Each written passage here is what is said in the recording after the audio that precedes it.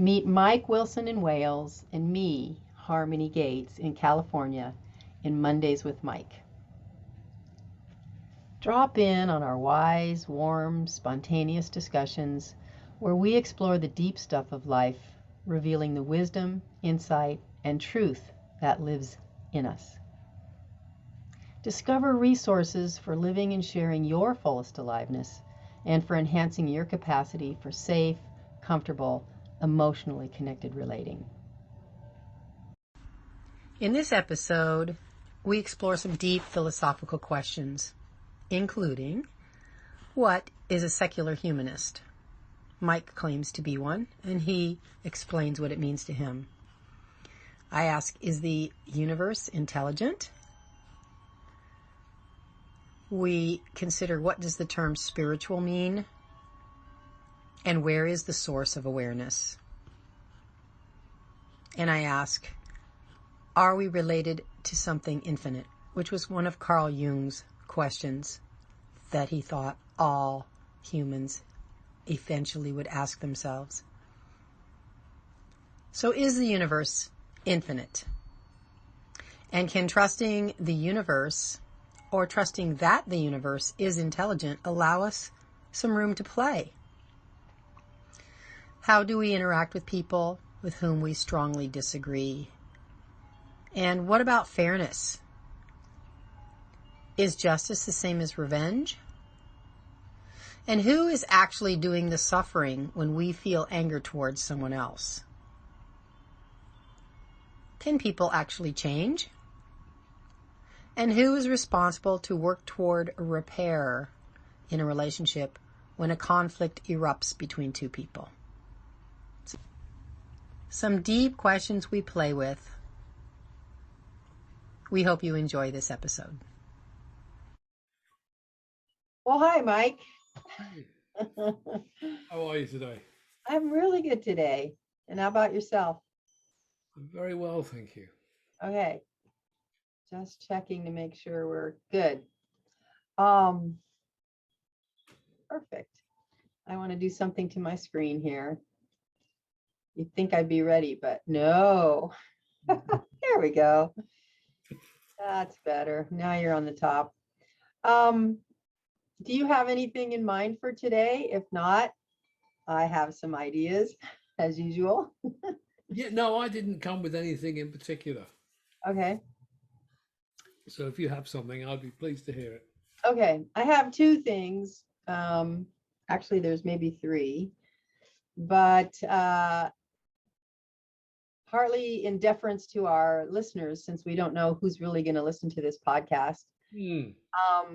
I'm curious about what's going on with Emma and that meeting that you're working on. But rather than start with that, we might get to that. What I wanted to ask you is, you've mentioned this several times. What is a secular humanist? Is that the term you use? Yeah. Yeah. Tell me about that. Oh, okay. I adopted that phrase because I would in the past have said I'm an atheist, and there are some quite shrill, shouty atheists out there, and I didn't enjoy that tone. So I don't want to be I admire Richard Dawkins, but I don't want to be associated with the way he speaks quite insultingly about religion. Interesting. Okay. And I'm not enjoying this. I don't want to be a group myself with that attitude. And I can't remember where I first heard the term secular humanist, but I thought, yeah, that fits well, and it's not as aggressive. So secular means, what does secular mean? Secular means something like, it's kind of the opposite of spiritual or religious, I guess. It is of the physical world. Okay. And a humanist would be someone who considers that the finest qualities that we find in ourselves come from being human, not from a priest or from instructions from God. So we don't need the fear of God to behave in a way that's civilized. Unlike some religious people who seem to think they turn into murderers and rapists if they weren't afraid of God. that we're born sinners and that we're destined for hell unless we, Yeah. take control of ourselves in some Mm. way and manipulate our degrading actuality. It I means don't that know where what that the term sort came of from. life happens in the in the world. Say that again. Life happens in the world and of the world. Yes. So I guess I have a curiosity then about what um, an atheist is. I thought atheist meant like not God, like there's no God. And yet what I'm hearing you talk about is religion, which for me is, uh, I mean, I would say I believe in something spiritual, which means there's more here than just what meets the eye. It doesn't Hmm. mean I think there's some God that we have to, answer to or be directed by or so forth. Like it's not, I don't personalize that, but I think there's an intelligence and a liveliness and that the universe makes sense in a way. Mm. And that's how I see it. I don't name it as a particular impersoned force, or a force that has a personality. It's more like an intelligence. And so I'm wondering how that fits into how you think about the world and yourself and humans. Yeah, nothing like that. Nothing like that. So you have none of that. Yeah, I'm more from the random chance Ah, school. So yeah, uh-huh. no. So if we talk about, I mean, some people say they're spiritual but not religious, and I would say I'm not one of those, unless we clarify what we mean by the word spiritual. Mm-hmm. Mm-hmm. Because some people would say we could actually reclaim the word spiritual, and it could be included. We could include in spiritual the um, the search for what is finest and greatest in the human experience. So we Yeah, could say that, what's the yeah, difference between what today we might call an ordinary human and Buddha, right, who was right, a human being.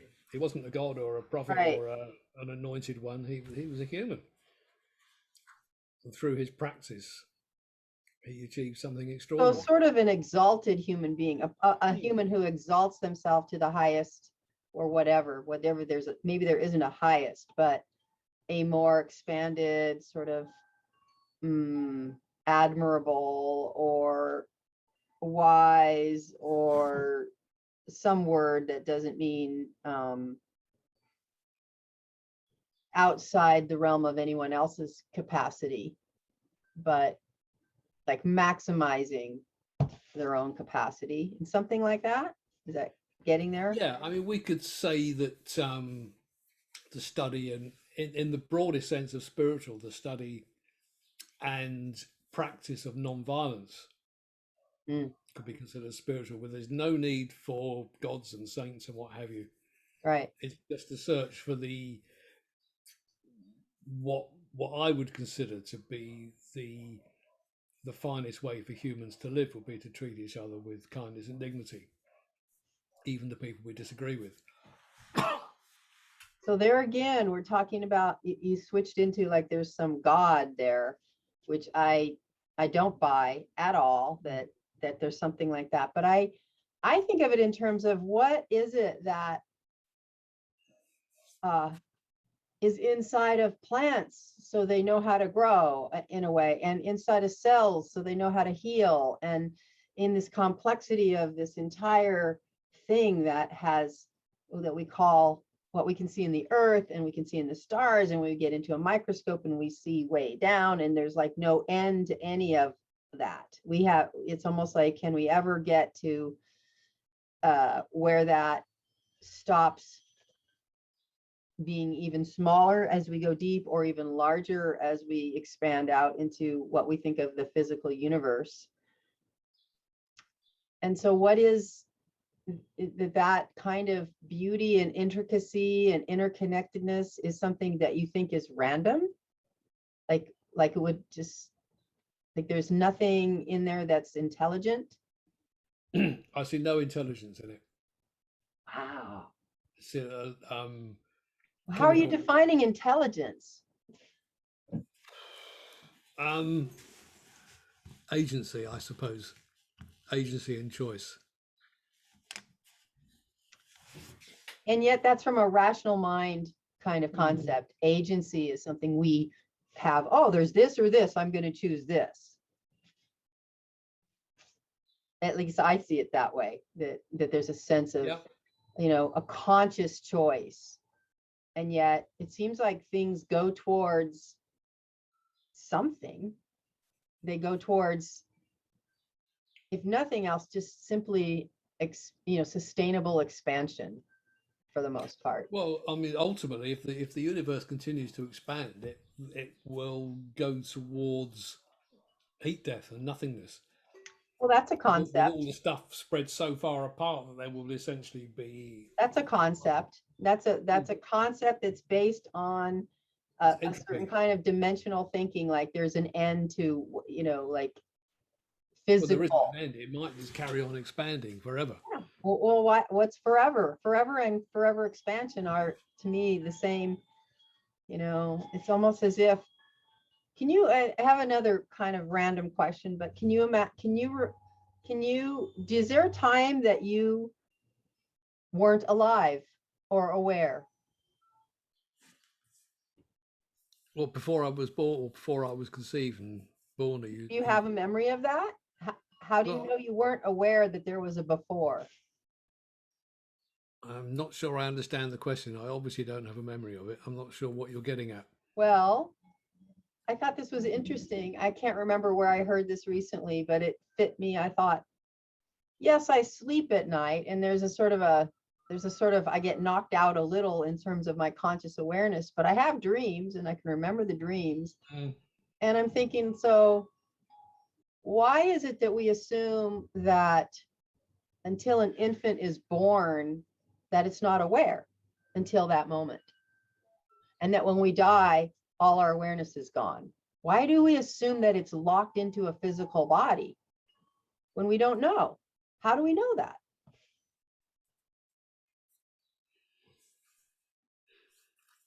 We assume, well, I assume, I think you're going to disagree. I assume that consciousness and awareness are emergent properties of having a brain. Well, so awareness, so now consciousness and awareness, but what about life? So, in other words, well, let me back up a little, because seems to be a shift from maybe from something that would be like a single cell virus, or a virus isn't even a cell, something that becomes a mammal like your dog or your cat that can has some agency, apparently, can sort of decide whether to get up, to go out, can learn things and can grow and can function. And then humans who, I don't know that dogs are aware of themselves like human beings are, like where we can say, oh, I exist because I think, because I look at myself in the mirror, because I can plan something and I can measure myself and I can see other people and I can track what seems to be, time and space, and go from point A to point B and be able to look back and say, oh, I used to be at point A and now I'm at point B, as opposed to what's just simply ongoing awareness. And I would call that awareness. I think what a dog has is awareness or consciousness, but not so much in the frame of being able to imagine into the future or remember the past cognitively. Like, I don't know if those are the right terms, but yeah.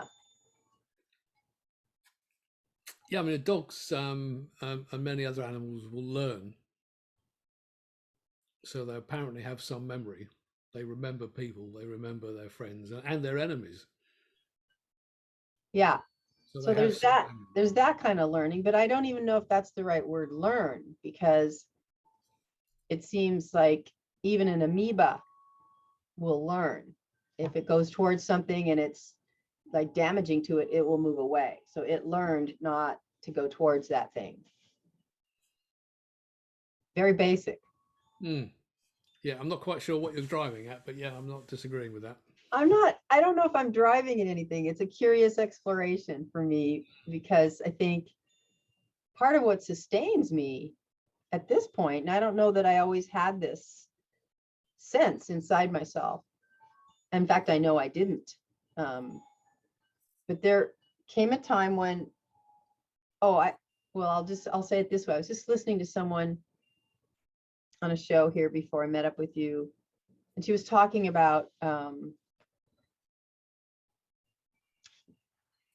who's the dream guy? I can't think of his name.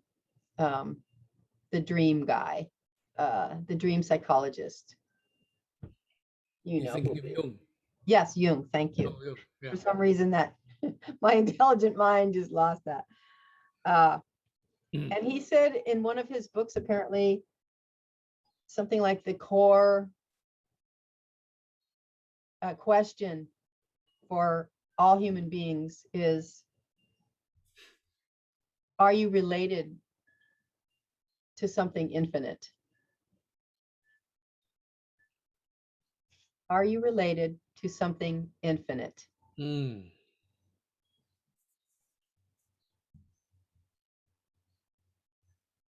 I don't understand the question, but that's not surprising with Jung. Oh, Because infinity is an incredibly difficult concept to grasp. It's probably impossible to grasp. And maybe I would that's say, where no, I'm the, not related to something infinite. yeah, There is nothing infinite. if we can't define it, then it doesn't exist, No, perhaps. I wouldn't say that if I can't define it, it doesn't exist. I'm saying that I don't believe that anything infinite exists. Well, okay.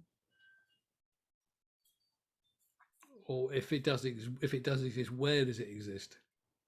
What if everything is infinite?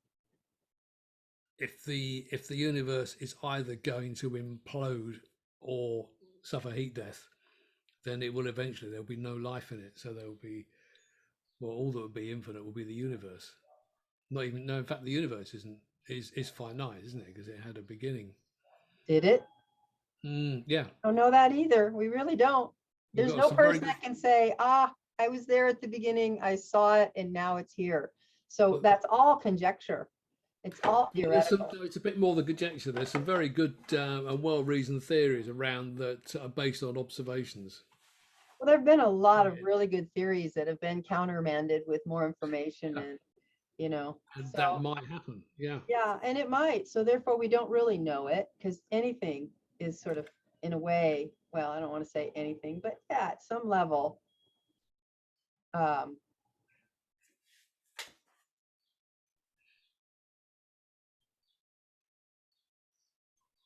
all I really know, I think, at some level, is that there's I have I'm gonna try to put this in words. Uh, I think the word is awareness. That's the only thing I really know. You're aware of awareness. Yeah, that awareness is happening. I don't even know who the I is if I'm aware of awareness, but awareness seems to be what I actually am if I'm anything. Mm. So who was it that said, "I think, therefore I am"? I've forgotten who that was. Descartes. René Descartes, wasn't it? Yeah. And Bertrand Russell said, "No, actually, that's a tautology." Yeah, exactly. And I'm not sure the word, but I think therefore I am. What's a tautology? It's an argument that depends on itself. So it's a Yes, circular argument. So you think, exactly. how can you say I think because you haven't yet proven you Exactly. exist? Exactly. And he forefronted the cognitive think, as opposed to, what about inspiration? I'm not actually thinking then. Something's there's this capacity that I know because I'm experienced it. That only thing I know really is what I experience. And then of course I can interpret, what does this actually mean? Or I can say, actually, I'm not going to bother myself with that because I'll just drive myself nuts. I'm just going to assume I exist There you go. So until somebody comes up with a convincing argument that I don't. yeah, that's sort of a waste of, yeah, exactly. And then I'm going to assume that there is no God until I see convincing evidence that was an error. yeah, well, I guess for me, I will assume there's intelligence because I look around me and I can't imagine that there isn't some, I don't even know if intelligence is the right word. Organizing principle, some people Yeah, call it. something like that. There's something that guides, or, organizing principle maybe seems about the most neutral. Organizing energy or Amazing to organizing disrupt my accent. principle, or, organizing energy. Maybe I just said that. It seems like I said that twice. And that I'm made of that also. And I'm not outside of that. And so if that's true, then I'm meant to be here. I'm right. There isn't anything wrong. It's all being, or it's all organizing. And I have some ideas that I could say, oh, but that's not, that part can't be organized. Look, that doesn't fit my idea of what organization is. But that's the tautology again. In some ways, I'm excluding myself and saying, well, it's all organized except me, who can judge whether it's organized and it's, makes sense or not. It feels like a bit of a spin out, but I think there's something here. At least for me, I think the point I was going to get to, kind of in contrast to what you're saying, is that, and whether it's faith or a belief, I think it's some of that at this point. It's sort of like I have decided in some way, or recognized or realized, whatever, how much of that is my agency, and how much of it is what actually is. I don't know. Is there a difference? Is it something bigger is going on here than me?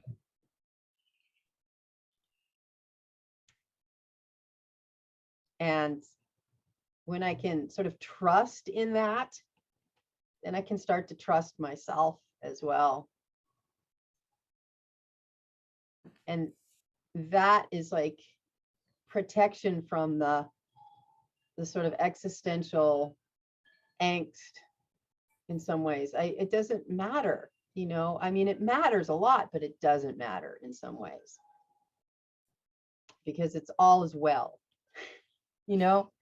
I personally can't really fuck it up, nor can anything really screw anything up, because it's all adaptive all the time, and all that, there's something sort of informing, and that whatever that something is isn't taking a nap and going like, well, whoops, what happened when I wasn't paying attention? You burnt the place down, you stupid Right, bastard. you idiots. Oh, look what I let those You're supposed humans to dig that shit up and burn it. Yeah. Bloody idiots. If someone's is coming along to stop us burning the place down, then they've left it a bit late. Yeah, it's getting pretty scary now. Like, when are they coming? That's it. Yeah.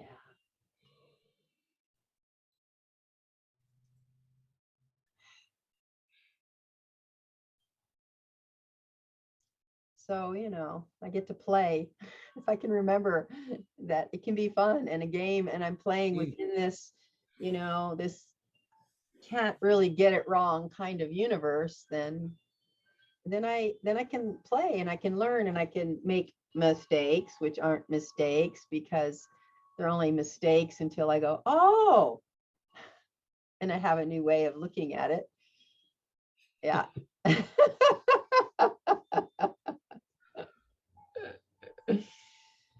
Oh, well, I don't don't know what to do with that except share it Yeah, with you. no, neither do I. Okay. End of that. Let's see. We have 20 more minutes. What shall we do with it? I'll tell you about something that's been on my mind. I don't know Good. quite what to do with this. It's something that's been around for me for a while, and something that Mickey Cashtan said in a Zoom call on Friday evening that shed some light on it. And it's about there's more than one thing in here. So the first thing is, how do we, if we're practicing non-violence, how do we interact with people that we strongly disagree with? The people that we might be tempted to dismiss as idiots or fascists or. And Mickey said something, I can't remember her exact words, but something along the lines of, even if you disagree with someone allow them their dignity. So we're not dismissing them as idiots, gullible fools, or fascists. Hmm. And it brought back a memory of a conversation I had a few years ago, because it was on. This has been on my mind for quite a while, about how do we interact with people we disagree with if we're going to assume they're all human and all motivated by the same human needs, same universal needs. They're made of the same stuff as me, even if I don't like them. So I had a conversation. This is done online. I had a conversation with a chap online who was basically, he was a believer that Brexit was a good idea, and I was fairly well known as being someone who thought Brexit was a terrible idea, and it caused a lot of division in the UK. That whole Brexit debate. Yeah. It broke families. It broke friendships. It broke families. Yeah. So I had a conversation with this guy online, and at the time I thought it was unsuccessful because I listened to him and I asked a few clarifying questions, but I listened to what he was saying and I reflected some of what he said, so we were clear about his position. Mm-hmm. And he showed no interest or inclination to listen to what I had to say. And because of that, at the time, I thought of it as being unsuccessful. And something else that Mickey said was, I mean, because bear in mind that what she's teaching is leadership in a very broad sense, not just captain of industry leadership, but leadership more generally. Yes. That more will be asked of some of us than of others. That some of us might be asked to do more than what we would consider a fair share. Mm. And I thought, in those circumstances, that conversation I had wasn't a failure, because I did succeed in listening to this guy without calling him an idiot or a gullible fool. Mm. Yeah. Like you expanded your capacity in a way to take in, at least listen and not just dismiss him and say, stop talking rubbish. Mm. So in some ways, something happened for you. Maybe an expanded capacity in yourself, and a little bit of learning about how you could do that. You have that capacity. Maybe the outcome you wanted from that hasn't ultimately happened, in terms of sort of like, well, if I do this, he'll do that. And then, maybe he'll get convinced by me that he has the wrong idea, or so on. It sounds like you weren't totally persuaded by his argument, but you were able to hear it and give him the dignity of listening. Maybe in your mind you were thinking this is bollocks, whatever you were talking, but you listened and you reflected. I love it when people who aren't British use the word bollocks, because I think of it as such a very, very British slang, mild swear, that you think everybody else is baffled by it, but it's slowly spreading across the world. That's because we're on Zoom and we're hearing it all the time. Yeah. And it's become, so I love that it was risky for me to use it, because I'm not quite sure if it was nasty or not. I'm not sure what it means, but I've heard you Depends on the say it a lot. context. Like so many words, it's a very versatile word, and it can mean many things Yes, I think on the bunk. context Would you say and in the bunk tone is of a it, it's polite used. way? So yeah, and then I have kind of two responses. First of all, I want to see how that lands with you, what I just reflected back or what I just offered in terms of maybe what was an outcome that you now feel better about, like that you now feel, oh, yeah, maybe that did go in a good direction. You know, I'm the I'm jury's pretty sure still that you out. got it. Yeah, you got it. Is that's pleasing. Aha. So you understood that I discovered a capacity that I didn't realize I had. Ah, okay. So yeah. And that So feels good that I I think see. actually I'm going to email Mickey about it because I think she might be interested. Yeah, good example. Um, I think of something I probably heard some wise person say and thought about and then realized, damn, I don't like it to be that way, but it's probably true. And that's sort of the person who has the most awareness in, if there's two people and someone's more awake or aware or whatever that is, that they do hold more. It's kind of up to them to make the first move or do the, if there's been an argument, to come in and say, let's try to work this out. To those who have more, much more is asked in a way. Even though it doesn't seem fair, damn it, Yeah, well, that's the thing. It's not bloody well fair. Okay, right. It isn't fair. You're going to do it anyway. All Right. right then. You just, once you have more, you have more. You can't get away with, that silly stuff anymore because you just have more integrity and more awareness, and it So I'm not going to put that far out. It's not my turn. exactly. The place burns. As I'll burn up with everyone. Yes. Yeah, it's kind of like that, isn't it? Okay, well, yeah, it isn't fair. It's more than what I consider a fair share that's being asked of me. Am I going to do it anyway? Yeah. Does the potential outcome make it worth it? Yeah. Yeah. Mm. Yeah. And being aware of what outcome we want helps direct that as well. If the outcome is just to say, now we're even, eye for an eye, tooth for a tooth, and Yeah. that's it, and if you get killed, I get killed too, or, just like, it's very primitive kind of, you know, What some people call justice and what they mean is revenge. yes, exactly. Precisely. I feel moved to share this. I was watching something on Netflix, the Ku, which is an African tribe.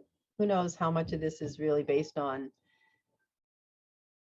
fact, but so the main character was saying that in that culture, when someone is wronged, the other party can get revenge, but then they will mourn forever. They were talking about killing someone, basically. They will mourn forever. But if they forgive, then the mourning, the grieving over it dissipates. And so that's the choice. Do I get revenge and kill that person that killed my brother? Or do I find the way to forgive them? And then I'm not my whole life mourning the death. I thought that was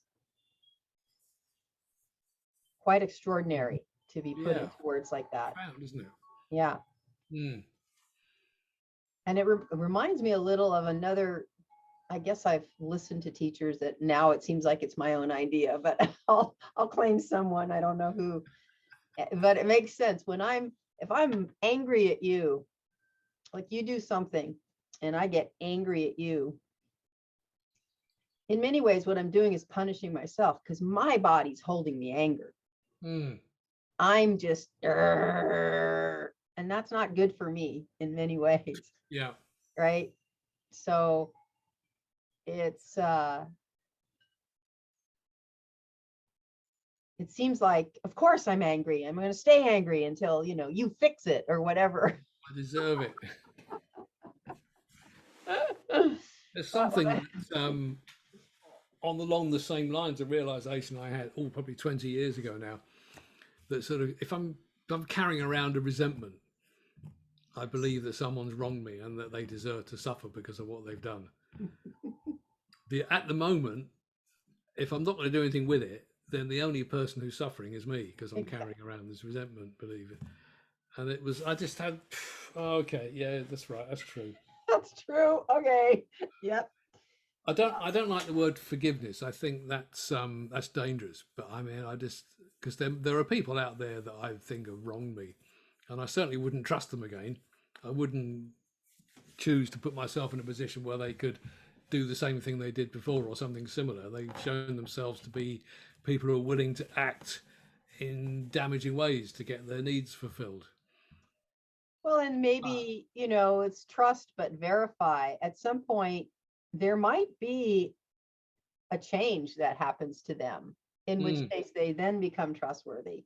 So I think the idea I'd want to is, see some evidence of the that. first time, shame on you. Second time, shame on me when something bad Yeah. happens because I did. But also, yeah, hopefully you have grown. You can look at your life and you can say, I might have done a sort of stupid, silly thing and a kind of vengeful thing or whatever, but now I wouldn't do that. So Mm. would you want the person you did it to never, ever like invite you back into a relationship? That's a heavy price. And is Yeah, that and I what you can want to imagine do? that there are situations where that is what's going to happen. Yeah, it might. But is that how, that's how I think of it. It's like I wouldn't want someone to hold something against me my whole life if I've grown through it. Mm. And I so think I that's wouldn't want them to, I wouldn't expect them to just trust me either, however, but I would want, if I want to get to know, if I want to somehow repair or they come back into my life or whatever, I would want them to give me the space to show them I'm not that person anymore, rather than just say no, Mm. never, never, never, never, you know? And that So I might think happen. I can't control it, but at the same time, because I don't want to be treated that way, if that's mm, me that did the wrong, then I want to have a big enough heart to then consider the possibility of someone, even after a horrendous thing, that they might change, and they I think might. personally, I think life's too short. There's a lot of people out there that I'm going to enjoy hanging around with. So if there's a couple of people that I might have patched things up with, but just couldn't be bothered to do it. You're not going to go chase them down. Yeah, Not I'm gonna not do either. I'm not saying that I have to go do that with everyone. That would be way too much. Mm. But I do want my awareness, my consciousness to hold the possibility, to not just slam a door shut forever if I see evidence that things have changed and I can But yeah, now I make a new mean, decision. it would depend on the who and the when. If I saw an opportunity arose, Yeah, yeah, then I might, yeah, maybe, yeah, maybe. yeah. It might be compelling enough for whatever reason. If there's Mm. something in it for you. Oh, yeah, it's got to be something in it for me Yeah. somehow. There's that's interesting actually. There's someone I used to be good friends with, Hmm. and eventually walked away from the friendship and decided it was just too damaging. Um, More recently, and I haven't got a clear picture of this. I will have to find out eventually because of the pandemic. I haven't been meeting friends in the local MVC community, Hmm. but I have a suspicion that this person has joined the MVC They're community. part of your in group now. Oh They're no. part of my in group, or will be when the I've been restrictions are there. possibly. So I need to find out because I think how am I going to be comfortable and relaxed without doing something if this person's going to be Mm. in the same gatherings. Well, you have, in my opinion, you have an amazing challenge Mm, that uh, could quite possibly expand you in a really beautiful way. mm, And I think the main thing is for me is just to keep paying attention. I'll share with you, we don't have much time. I look up at the clock. That's why I do that. Um, I guess that was why. my analog clock that sits up there, even though there's one here if I look on the screen. Uh, I had I've told this story many times, but in my dance community, which is it's large but small. In other words, these are pretty intimate dances. They're partner dancing. And so I was in many different kinds of, but kind of the same crowd of people in all these different venues. And there was someone who, at some point, who I'd been kind of close with, was kind of a very regular person in these groups. Just decided to discount, like no more eye contact, no more dancing with me, no more relating to me, and no words about why.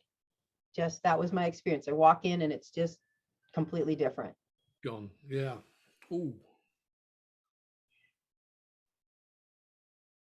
Yeah. And I tried asking, I tried emailing, I tried saying, was it this, was it this, was it this? I tried all kinds of ways to try to resolve the situation. What is it? Was it me? Did I, what happened? I got no response. None. And everywhere I went, there this person was. So my most intimate group and community had this person in it everywhere I went, and this was the treatment. And at one point I thought maybe I'll give up this practice because it's so uncomfortable. And I realized, no, I can't give up the practice. This actually has happened more than once for me in my life. Kind of long story short, we went through mediation. And this actually relates to your story a bit, because in the mediation, it was professional mediation with witnesses. And the mediator spent 2 hours listening to this person and having me reflect, which I did. And at the end of that, I thought, wow, we can talk now. I know what this is. I actually understand the core of what the problem is. Now I'm going to get my turn. And the mediator never gave me a turn. The mediation ended. Shit. And I allowed it because I said at that point in front of witnesses and to this person, well, I think we can talk now. So it's okay if the mediation ends now, because we'll schedule a talk while we're in this event together before the event's over. Oh, yeah. Never made time for the talk. Every time I went, there wasn't time. Nope. So that never happened. We even scheduled another event that got this person to agree to sort of talk it all out, and they didn't show up to that. So now 7 years goes by, and this person is still in all my events, and I'm still dancing frequently, and it's still uncomfortable. And at some point, I smile. I don't treat them back the way they treat me, but that's, there's no response. And then finally, and I never would have guessed this, I actually stopped going to some of the more intense, longer residential events, not just because of this, but that was part of it. And after about 5 years of not doing that, I went ahead and I decided to go to one. I had kind of, I don't know, distanced myself in some way, yet I was still, maybe I found other events that this person wasn't so prominent in. And I walk into the dining room area. This is a camping sort of residential 3-day event, and there this person is. And I just thought, oh yeah, right, that. Took a deep breath, still made eye contact, like, yep, I'm going to treat you like I do other people. And they walked up to me made eye contact, and gave me a hug. Mm. And I was so surprised and almost shocked, like, whoa, you know. And I said, well, what did I do that changed your attitude? And they said, nothing. I had a couple of really tough years and I've grown. Mm. Wow.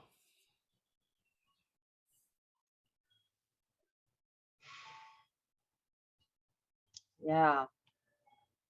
So I won't say that the relationship got super warm and cozy after that, but the dismissal was gone. And in The fact, discomfort wasn't there. yeah, and Good. in fact, there were a couple occasions where this person actually complimented me and saw me in a way that they had been condemning me for in the past, and they saw that it was actually out of generosity the way I was acting. So there was a completely different perception. I was the same person as far as I knew. You know, I had the same thing going on 7 years before as who I am now. So they had an inner shift that had Good. nothing, you know, didn't involve me. If I it's mean, if there's nothing else pressing, I'd quite like to talk a bit about mediation next time we meet. beautiful. Mm. Absolutely. I'm willing to take whatever ride. I love it when you have something to bring. Yeah, I don't know that it's going to be the whole of the conversation. That's all right if it But is, it'd be but something yeah, I'd be interested in talking about. that'd be great. Mm. Yeah. Good. Yeah, because we're at time now. I Yeah, know. I just I think we've noticed that done we our just time. ticked over, so I thought I'm not going to bring Yeah, that in now. I managed to get that story almost short enough to fit. Yeah, I think I must have heard a bit of that story before because it was familiar, but I yeah, don't think I probably. got the wholeness of it about how difficult it must have been for you Yeah, for all that time, that discomfort. So I guess the relief, even if it's not a sweet friendship, at least you can be around that person without that right, anxiety about what's going to happen next, right. without that discomfort. Yeah, yeah, Mm. you know. And I hope it's, yeah, I think I was moved to share it because you sounds like you're just about to enter maybe a similar situation where there's someone you have more options perhaps. Maybe this person will respond if you want. I don't know what you'll do, but Yeah, I mean, I've yeah, no idea. yeah, I would say that I hold them about 99% responsible for what happened, but they might have a different view. But within the NVC community, we'd hope there are a few people in there who are capable of mediating. lovely. And I have a response to that too, if I remember it, in terms of where responsibility is, Mm, because it always can seem like it's over there, but it does take two to tango, no matter what happens, even if the mm. other person is just letting themselves be treated horribly in some way and they have no other choice. So I cannot say anything is completely out of the blue, randomly one-sided, but maybe. I won't say never. This one's about as close as it gets, I It's feel, something to think about, though. but you might Yeah. disagree. Mm. Ah, well, Are we another, complete for today? yeah, we need to close. Let me, Yeah. yeah, let's take a breath. We didn't even use the gong. I'm just thinking about that. No, I was just thinking, oh yeah, it's not there. Didn't Over need it. on the table by the window. Sometimes we need it and sometimes we don't. Mm. Yeah, been enjoyable and fun, kind of playful. Yeah, Yeah, always a delight. yeah, always. All right. And I'll You see too. you back here this time on Wednesday. On Wednesday. Till Bye then, bye. bye bye. Thank you for spending this time with us. If you liked this podcast, please click the like button and subscribe to the channel to stay with us. And tell us what you thought of this episode. We love to read your thoughts in the comments section.